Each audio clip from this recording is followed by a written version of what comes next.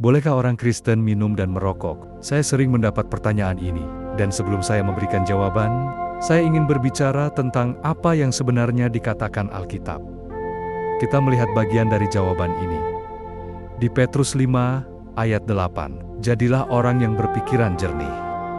Waspadalah terhadap musuhmu. Iblis berjalan seperti singa yang mengaum-ngaum dan mencari orang yang dapat ditelannya. Ini bukan hanya tentang merokok dan minum, itu berbicara tentang keadaan pikiran kamu. Karena inilah kebenarannya. Pikiran yang jernih, tidak hanya fisik, tetapi juga spiritual kamu. Bisa bersih dalam segala hal. Kamu masih bisa mabok rohani. Dengan ego, nafsu, kesombongan, dan sebaliknya, jika pikiran kamu terus-menerus dari zat-zat berkabut, bagaimana kamu bisa mendengar suara Tuhan dengan jelas? Jika pikiranmu jernih, itu bukan hanya karena merokok dan minum, makan terlalu banyak.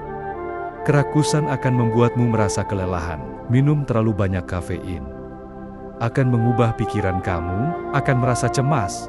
Dan Alkitab memberitahu kita untuk mendisiplinkan daging, bukan menuruti keinginan. Sekarang, Alkitab menyebutkan anggur sebagai hadiah dari Tuhan. Anggur menyenangkan hati manusia. Mazmur 104 ayat 15. Paulus bahkan menyuruh Timotius untuk minum sedikit anggur untuk perutnya ketika ia sakit. Tetapi, seperti halnya hal-hal duniawi lainnya, jika disalahgunakan, hal itu dapat menyebabkan kehancuran. Beberapa orang memiliki resep medis dari dokter untuk merokok. Saya bolehkah merokok atau minum? Bukanlah pertanyaannya. Pertanyaannya adalah, apakah saya masih bisa terhubung dengan Tuhan dan mendengar suaranya dalam keadaan saya saat ini? Tuhan menginginkan kamu tajam, hadir dan jelas.